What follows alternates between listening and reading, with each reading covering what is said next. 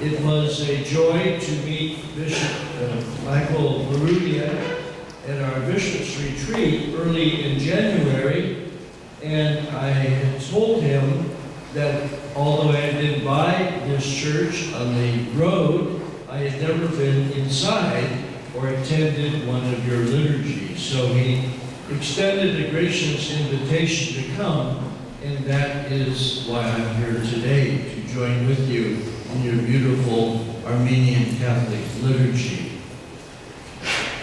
Our gospel today from St. Matthew is a continuation of this discussion that Jesus is having with the Sadducees and the Pharisees, the leader of the Jewish people. And the section just prior to the gospel proclaimed today helps us understand today's gospel. Because in that section, one of the leaders of the Jewish people has asked Jesus, which is the greatest commandment? And Jesus responds that we should love the Lord our God with our whole heart, our whole mind, our soul, our whole soul, and our entire effort. But then he adds, and we are to love our neighbor as ourselves. And so Jesus has given these two great commandments. And then the gospel section of today, then Jesus turns to the people and makes a very, very negative comment on the leaders of the people. It is one of the most negative things Jesus says against anyone in the Gospels. And Jesus says to the people, please follow the instructions, that is God's word, that they proclaim, but do not imitate their example.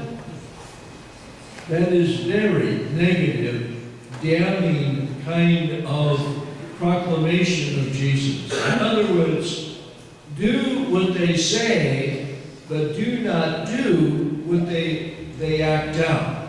And why? And he goes on to point out that the leaders of the people have wandered and drifted far from the instruction of God, especially in the law of Moses, where the centrality and the focus was on God and God's relationship to us and our relationship to God. That was the whole heart and soul of the two great commandments, that we be focused on God and neighbor. But Jesus points out what has happened is that focus has been lost. And now, over the years, the centuries, the Jewish leaders have imposed many heavy burdens and regulations upon the people, which were not in the original law of Moses. And these have been added over and over again. And Jesus even points out that they become so burdensome. But the leaders of the Jewish people do nothing to lift those burdens. And we will see that same emphasis of Jesus many more times in the gospel, especially when the Pharisees and Sadducees object to Jesus curing people, freeing them from illness on the Sabbath. In other words, again, the Sabbath rules have become more important than the value of human life and the dignity of the human person. And that is what Jesus is continuing to emphasize, the contrast. And he's trying to do is bring them and us back to the central message. And the central message is that we are to love God with our whole heart, our whole soul, our whole mind, our entire effort, and our neighbor as ourselves. So that is the new covenant, the New Testament that Jesus has called us to live out in our lives. And I might say that Pope Francis himself is doing the same thing. In fact, he's telling us as Catholics, and telling us as bishops and priests and people, that we too need to have this renewed focus on God and God's love and mercy, patience, and forgiveness with us. And our Holy Father continues to give us example after example.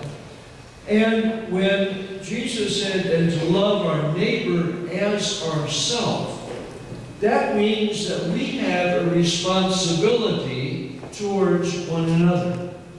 That we have a responsibility to care for each other, to be there for each other, to pray for each other, to help each other carry our burdens, and to make sure that whatever the difficulty people have, whether it be some conflict in their home, whether it be some financial difficulty, whether it be some illness, temporary or terminal, or whatever the trouble, the difficulty might be, we are there to help lift that burden and to help one another carry it.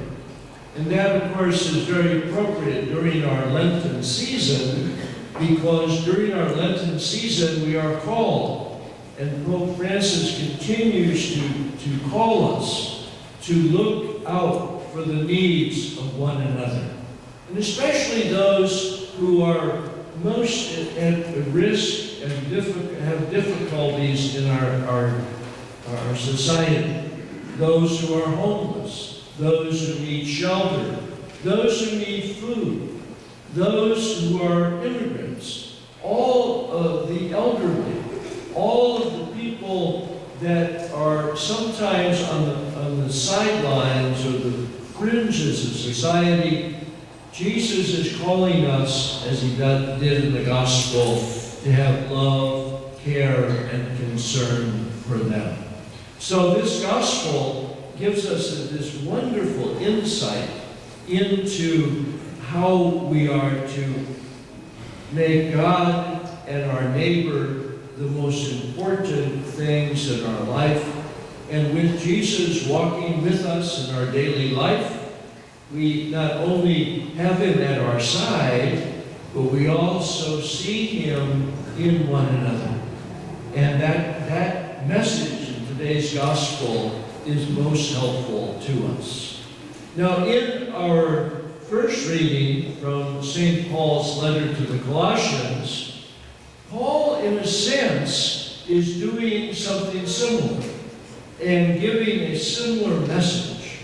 Because when Paul is talking about in that section today from the Colossians, is that there's this dispute among Pharisees and Sadducees about the possibility of the resurrection from the dead. That is on our part. And of course, Paul is proclaiming Jesus Christ crucified and risen from the dead.